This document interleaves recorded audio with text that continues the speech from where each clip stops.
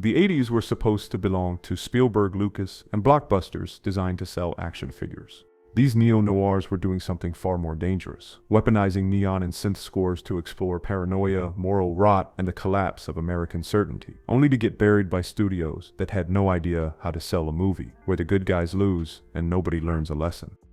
Manhunter became the $15 million gamble that opened in 8th place against The Fly and Top Gun before limping to just $8.6 million total, effectively stalling Michael Mann's film career for 6 years until Last of the Mohicans. FBI profiler Will Graham is dragged out of retirement to stop a serial killer dubbed the Tooth Fairy, which means visiting the incarcerated Dr. Hannibal Lecter, the very man who nearly ended his life.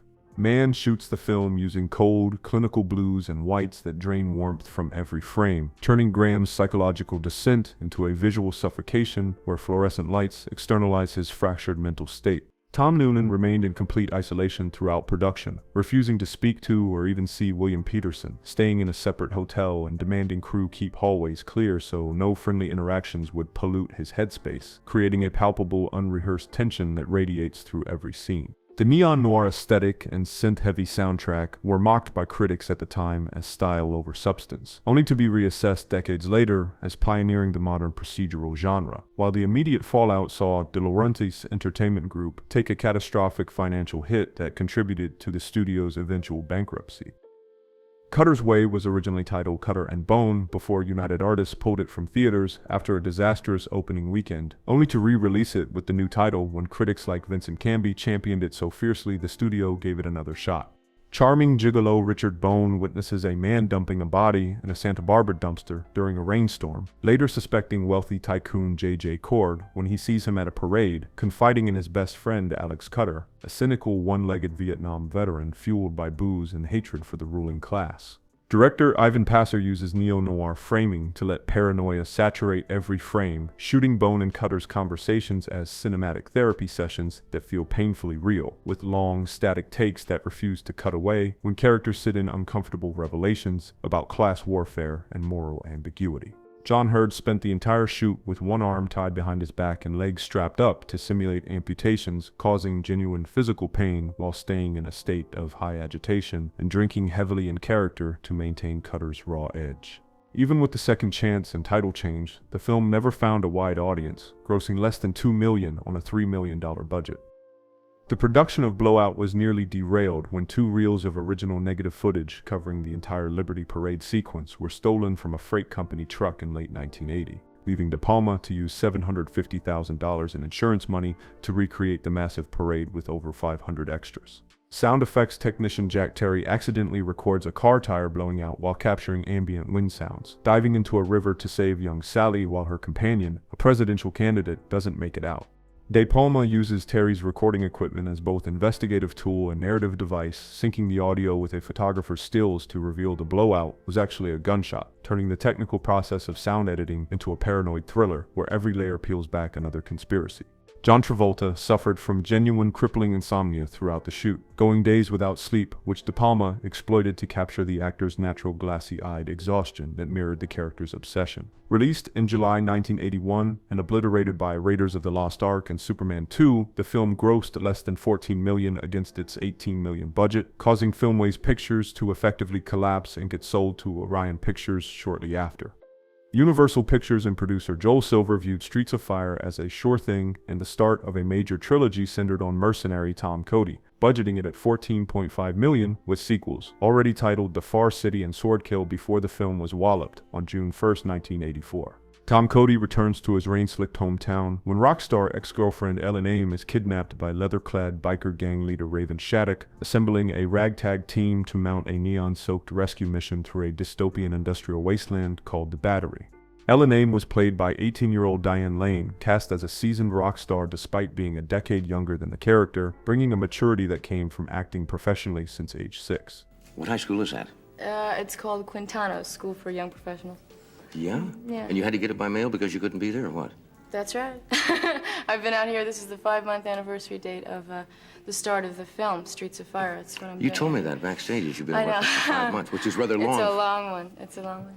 Walter Hill shoots the film as a rock and roll fable that exists somewhere between the 1950s and a future that never was, using artificial rain and constant neon to create a comic book aesthetic where every frame looks like an album cover brought to violent life. The film was crushed not just by Indiana Jones and the Temple of Doom and Star Trek III, but even by the low-budget breakdancing movie Breakin', limping away with just $8 million total and instantly canceling the planned sequels. Turns out, while the movie bombed domestically, the soundtrack became a massive hit, particularly in Japan, where it achieved godlike status, creating a bizarre legacy where the film is remembered more as a visual album than narrative movie.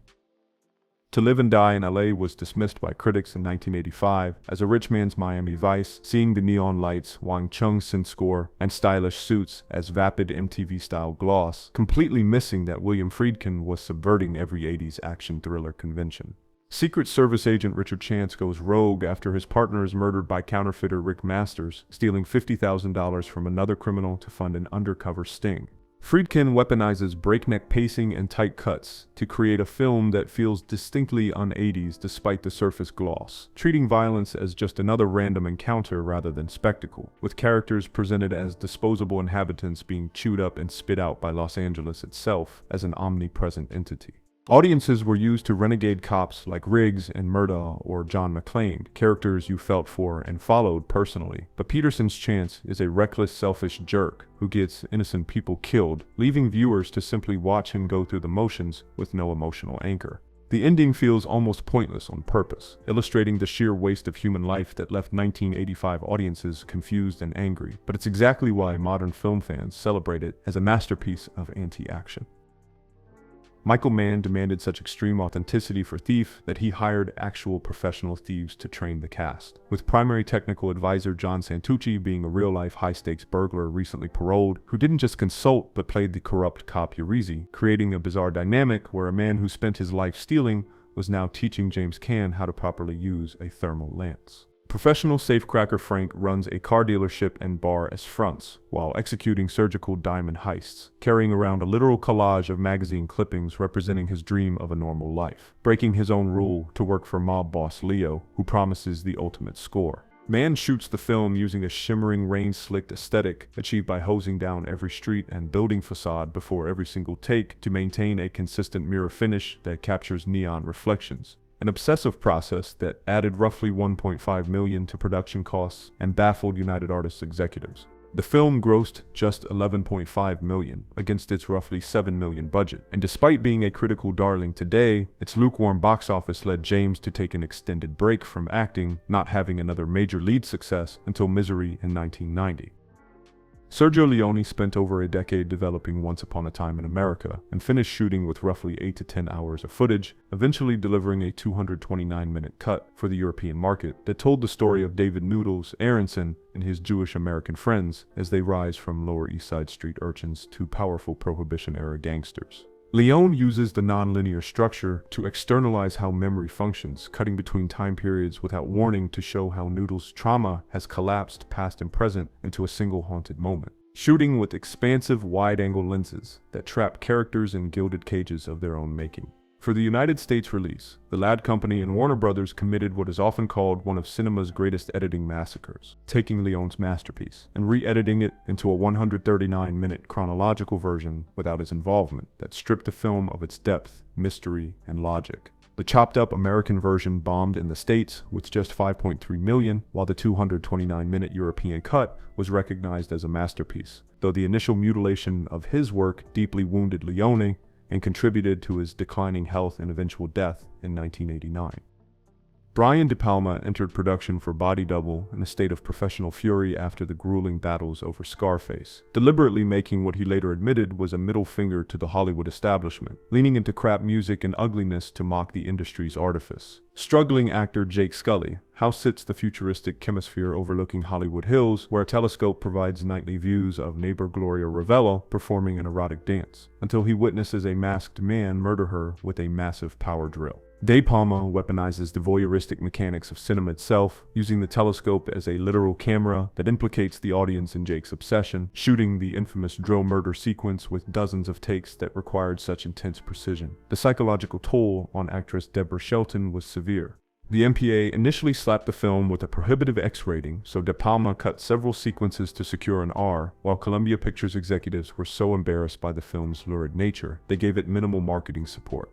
The film grossed just $8.8 million against its $10 million budget, but the viral nature of Melanie Griffith's performance in the relaxed music video sequence made her a household name overnight, showing that even a box office bomb can launch an A-list career if you get one scene that sticks. Sting was a global superstar when he was cast as Finney, the jazz club owner in Stormy Monday, and his involvement was the only reason the $4 million film got financed, though he took a significant pay cut to ensure the budget could accommodate high-quality cinematography and musical score. Young drifter Brendan lands a job at Finney's Newcastle Jazz Club during America Week, a local festival designed to attract foreign investment, but corrupt American businessman Cosmo arrives with goons intent on strong-arming Finney into selling his club for a massive real estate development. Director Mike Figgis uses the club as a psychological landscape rather than literal setting, shooting performances in soft dreamlike lighting that emphasizes voyeuristic distance between characters, with the rain-drenched streets of Newcastle creating a uniquely British neo-noir atmosphere that contrasts American corporate violence with working-class resilience. A young Sean Bean played Brendan when he was completely unknown, and the American financiers were nervous about his northern accent being too thick for U.S. audiences, pushing to replace him before Figgis fought to keep him. Tommy Lee Jones was miserable during the shoot due to relentless Newcastle rain, staying in his trailer for hours and only emerging when cameras rolled, creating an icy demeanor that made scenes where he intimidates locals feel genuinely dangerous. The chemistry between Val Kilmer and Joanne Whalley wasn't just acting, as the couple had just married shortly before production began, viewing the film as a working honeymoon, though the intensity of roles where Whalley's character constantly betrays Kilmer's was reportedly stressful for the newlyweds. Femme fatale, Faye Forrester steals a suitcase full of mob money from violent boyfriend Vince, hiring down on his luck private investigator Jack Andrews to stage her murder so she can disappear with a new identity, while he pays off gambling debts. John Dahl uses the visual language of classic noir updated for the Nevada desert, shooting the harsh sun-bleached landscape with the same shadows and paranoia of urban settings, turning wide-open spaces into claustrophobic traps where double crosses pile up faster than the body count. Michael Mann established his psycho credentials as Vince before Reservoir Dogs, cast for his unpredictable volcanic energy, staying in character throughout the Nevada desert shoot, and often intimidating crew with sudden outbursts of violence that caused real property damage during a motel room beating scene. The film's dismal $700,000 box office showing was a blow to the studio's film division, but its success on the burgeoning home video market demonstrated there was massive audience for neo-noir, directly leading to greenlighting of Dahl's next film, the modern classic The Last Seduction. Drugstore Cowboy was rejected by every major studio because the subject matter, addicts portrayed as intelligent and even likable, was considered unmarketable and morally reprehensible. During the height of the Just Say No era, eventually produced for a meager $2.5 million, that launched Gus Van Sant's career and birthed modern indie cinema. Bob Hughes leads a family of drug addicts, including his wife Diane and younger couple Rick and Nadine, across the Pacific Northwest in 1971, executing elaborate pharmacy heists to feed their prescription pill hunger until a tragic overdose within the group sends Bob into a methadone program where the transition to mundane sober life proves nearly impossible. Gus Van Sant shoots the film with a languid dreamlike quality that mirrors the narcotic haze of addiction, using slow tracking shots and natural light to create an atmosphere where time feels elastic and consequence feels distant until it suddenly arrives with brutal finality. Matt Dillon spent weeks in Portland hanging out with actual recovering addicts and visiting methadone clinics, where his transformation was so convincing locals often mistook him for a real drifter. By the time the film grossed $4.7 million in very limited release, the numbers seemed small, but the critical acclaim showed there was a lucrative market for gritty, uncompromising stories that ignored Hollywood's moralistic formulas, paving the way for directors like Quentin Tarantino and Steven Soderbergh.